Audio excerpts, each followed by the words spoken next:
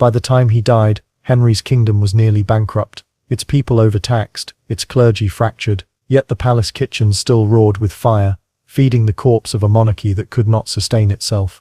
In many ways, Henry's gluttony symbolized the very empire he had built, vast, powerful, and rotting from within. In many ways, Henry's body became a metaphor for his kingdom. The same excess that swelled his frame swelled his empire, bloated, rich, and unstable. He tore England from Rome, not out of faith, but out of appetite, for control, for possession, for the freedom to consume without restraint.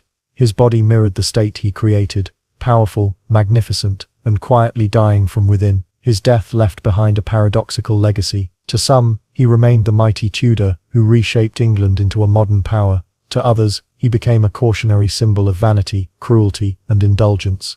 Even today, centuries later, the details of Henry's final years evoke a morbid fascination. His case is studied in medical journals as an example of the earliest recorded metabolic collapse, and by historians as a study in the psychology of despotism. He stands as proof that power, when left without limits, does not elevate the human spirit but corrodes it. After his death, the Tudor dynasty continued to rule, but the shadow of his appetite lingered. His daughter Mary inherited his physical frailty and his obsession with divine justification. Elizabeth, though brilliant and disciplined, carried her father's relentless will, his hunger for adoration, and his terror of mortality. The Tudor myth lived on, but so did its curse. Henry's body was entombed in St. George's Chapel at Windsor beside his beloved Jane Seymour, the wife who had given him his only legitimate son.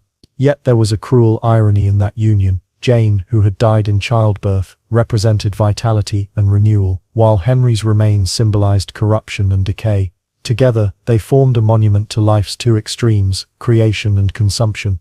He was not conquered by rebellion, by treachery, or by disease brought from abroad.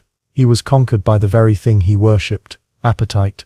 His story reminds us that the boundaries between power and ruin, between pleasure and pain, are perilously thin. Those who saw him in his final days could hardly believe he was the same man who had once commanded Europe's respect. The Golden Prince of the early Renaissance had become a grotesque relic of excess, a king who mistook consumption for immortality.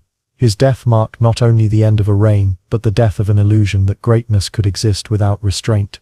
Today, his story endures not as a celebration of monarchy, but as a mirror held up to human weakness. His downfall illustrates that no power, no wealth, no divine right can shield the body from decay or the mind from obsession. The flesh, no matter how royal, is mortal.